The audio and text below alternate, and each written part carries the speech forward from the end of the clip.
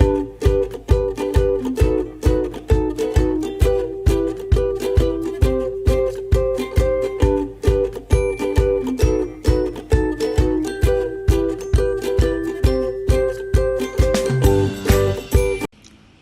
morning, children. Welcome to online class.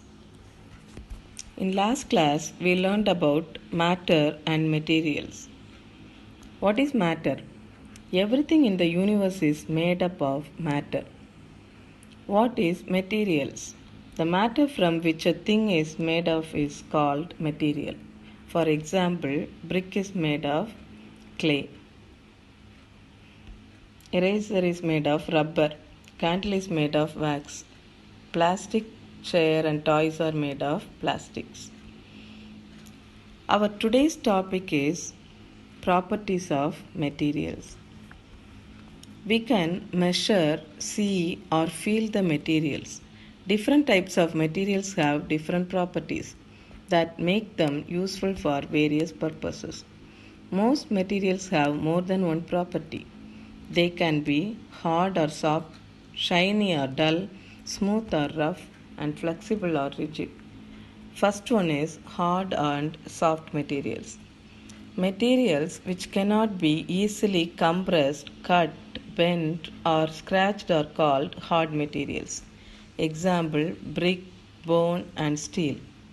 Materials which can be easily compressed, cut, bent, or scratched are called soft materials. Example, foam, clay, and skin. Wood is hard, eraser and cotton are soft. Next one is shiny and dull materials. Materials which reflect the light well are called shiny materials. Example, stainless steel, gold, and diamond. Materials which do not reflect the light well are called dull materials. Example, candle, paper, and jute bag. Next property is rough and smooth materials. Materials which have ups and downs on their surface are called rough materials. Example, brick, rock, and tire. Materials which do not have ups and downs on their surface are called smooth materials. Example, mirror, silk cloth, and tiles. Coir, stone, sandpaper, and rough materials are rough materials. Feather, glass ball, plastic spoon are smooth materials. Next one is flexible and rigid materials. Materials which can be bent or stretched easily are known as flexible materials. Example, rubber band, electric wire, and cycle tube. Materials which cannot be bent or stretched easily are known as rigid materials. Example, a stick, wooden scale, and stone. Next material is waterproof materials. Materials that do not allow water to pass through them are called waterproof material.